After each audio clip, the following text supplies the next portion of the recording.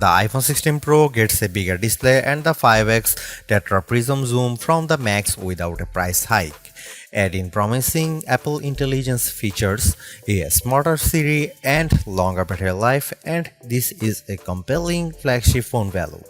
I just wish the charging speed got a boost and that visual intelligence and ChatGPT weren't coming later.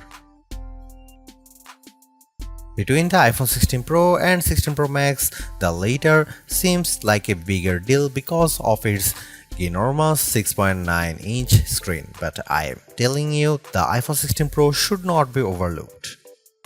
I have been using both of these new iPhone Pros side by side, and I think the regular iPhone 16 Pro is a better value for $999 US.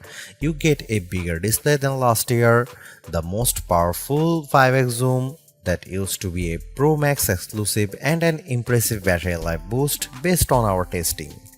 Otherwise, the iPhone 16 Pro has all the same goodies as the Pro Max, including the powerful A18 Pro chip, upgraded 48MP ultra-wide camera, and impressive video features like 4K 120fps slow-mo videos and audio mix for zapping background noise. Apple Intelligence features like writing tools and the new Siri are promising based on early testing of the iOS 18.1 developer beta, but that won't officially arrive until October. As you will see in my iPhone 16 Pro review, this is ounce for ounce one of the best phones you can buy and the best iPhone for power users on a budget, even if there's not a truly wow feature yet for Apple Intelligence yet. The iPhone 16 Pro goes on sale September 20 and starts at $999 US for 128GB of storage. It's worth noting that the iPhone 16 Pro Max features 256GB of capacity in its base model. The good news is that you can get 256GB of storage for $100 less than the iPhone 16 Pro Max, and you get the same max storage option of 1TB for those willing to really splurge. The iPhone 16 Pro is still a compact phone, but there is a trade-off with getting a larger display. It's now more of a mid-size phone now as opposed to a small phone as the size and weight have grown. This handset measures 5.89 by 2.81 by 0.32 inches and weighs 7.03 ounces, compared to 5.77 by 2.78 by 0.32 inches and 6.6 ounces for the iPhone 15 Pro. So the new iPhone is taller and wider and just as thin, but there's some more heft to it. The good news is that the iPhone 16 Pro is still easy to use with one hand as Apple made the bezels thinner. The design should be more durable too, as Apple claims that the ceramic shield display is 50% tougher.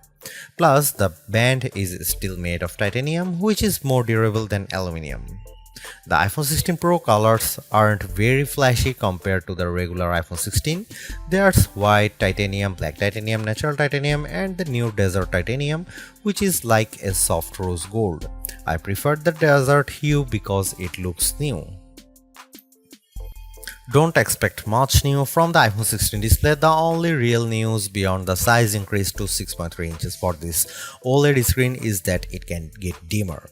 The minimum is now just 1 nit.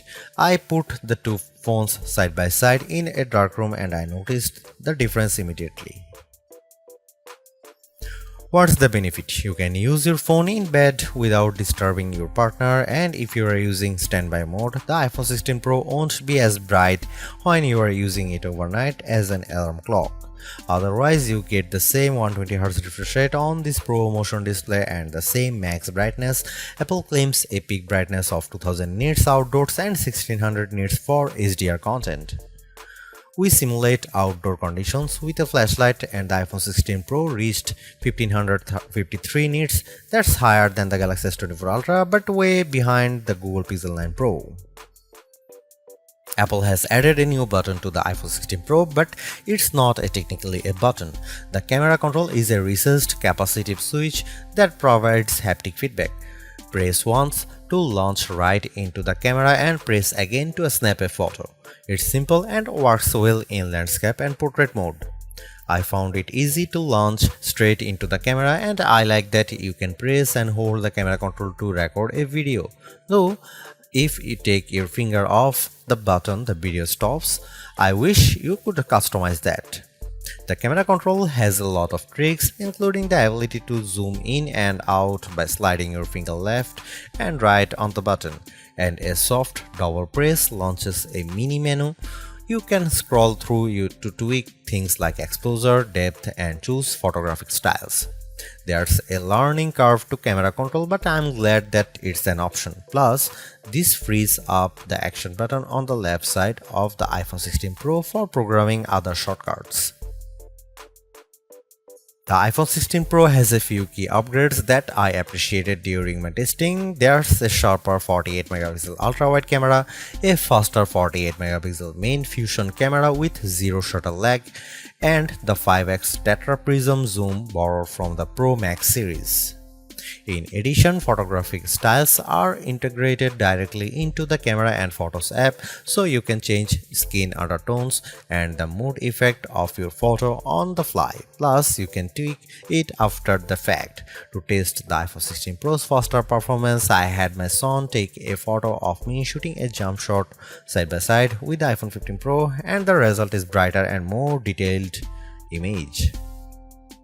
How does the iPhone 16 Pro compare to the best camera phones? I shot a number of pictures using the iPhone 16 Pro alongside the Samsung Galaxy S24 Ultra and the Google Pixel 9 Pro XL to find out. I put the ultra-wide camera to the test on the iPhone 16 Pro with this shot of a beach and apple comes out on top. The colors are more natural through the iPhone versus the Galaxy S24 Ultra, and Samsung's peak looks distorted on the right side by the flowers. Here are some camera samples of iPhone 16 Pro.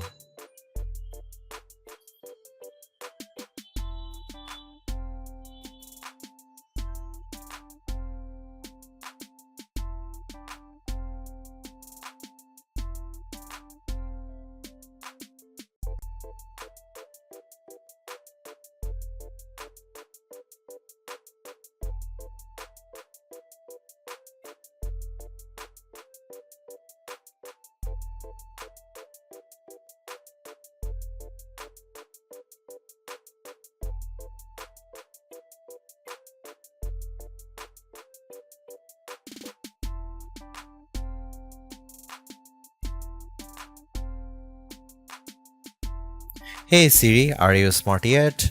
Apple Intelligence isn't officially coming to the iPhone 16 series until October, but I was able to try out some of this feature ahead of its official launch as part of the iOS 18.1 developer preview.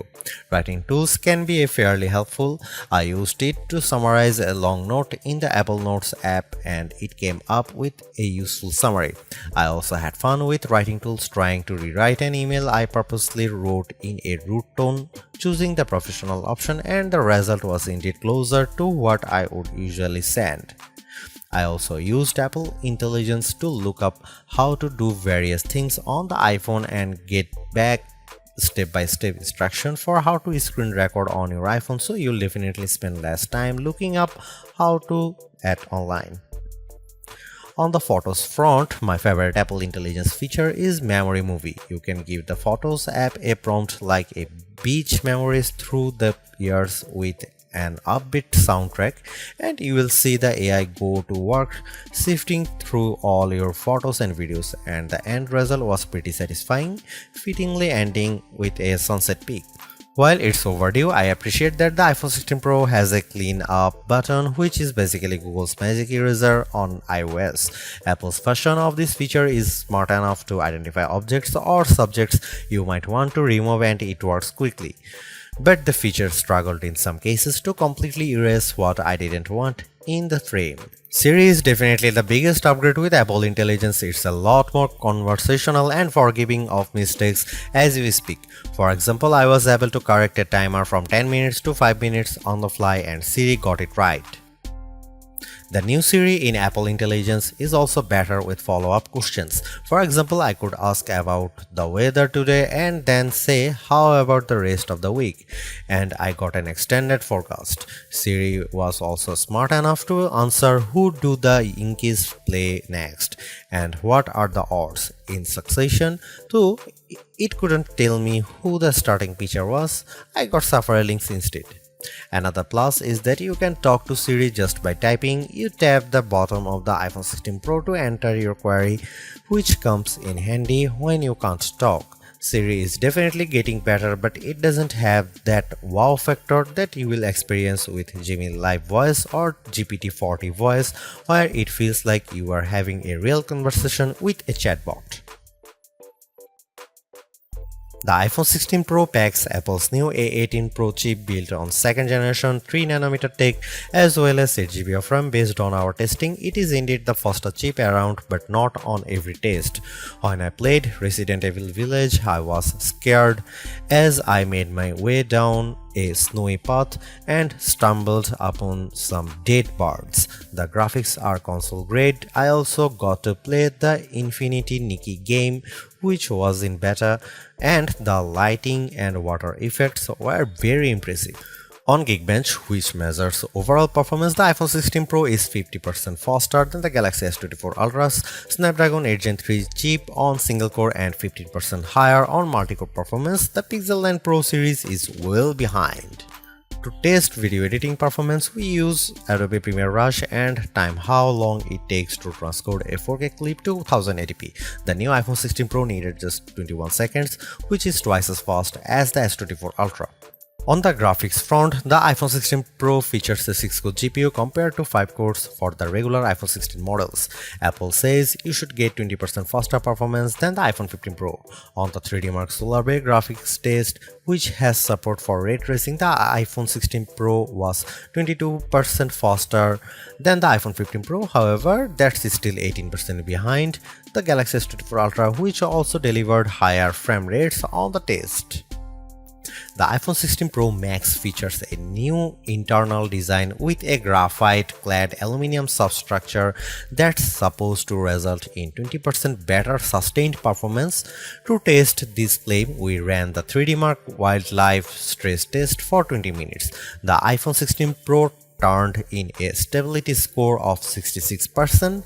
It hit a higher overall loop score than iPhone 16 Pro Max but had a bigger drop-off. The Galaxy S24 Ultra's score was worse at 60.4%. Interestingly, the iPhone 16 Pro Max turned in a stronger stability score of 84%, which is better than the 75% from the iPhone 15 Pro Max. The iPhone 16 Pro gets a bigger battery life boost thanks to a larger battery and other efficiencies. On our benchmark test, which involves continuous web surfing at 150 nits of screen brightness, the new iPhone 16 Pro lasted 14 hours and 7 minutes, which is a big jump from the 10 hour and 53 minutes from the iPhone 15 Pro, and enough to just crack our list of the best phone battery life. The Google Pixel 9 Pro lasted 13 hours 37 minutes, so it was a bit behind. The larger Galaxy S24 Ultra endured for 16 hours 45 minutes. The bad news is that the iPhone 16 Pro has the same 20-watt charging speeds as before, so it wasn't a surprise to see it get to 56% capacity in 30 minutes. The Google Pixel 9 Pro's 45-watt charger was worse at 49%, but the S24 Ultra reached 71% in the same time. Despite reports that iPhone 16 Pro supports 45-watt charging, we did not see a difference in our testing. The good news is that MagSafe wireless charging sees a jump from 15W to 25W if you are using a 30-watt adapter. Overall, the iPhone 16 Pro is arguably the best flagship phone under $1,000. You get the same excellent cameras as the iPhone 16 Pro Max for $200 less, and I think the screen is big enough at 6.3 inches while being easy to use with one hand. I also like the improved battery life, handy camera control, and compelling audio mix feature for videos. The Apple Intelligence capabilities such as writing tools, the new Siri, and cleanup show promise, but some of the more exciting features like ChatGPT integration, image background, and the Google Lens like visual intelligence are coming later. In terms of the competition, I think the Galaxy S24 Plus and Google Pixel 9 Pro have more compelling AI features right now, but I prefer the camera system from the iPhone in many cases and the extra performance from its A18 Pro chip. Should you upgrade to the iPhone 16 Pro? If you have an iPhone 13 Pro or older phone, I'd say yes. And if you have an iPhone 14 Pro, I'd say wait to see how well Apple Intelligence works once it fully rolls out before you buy.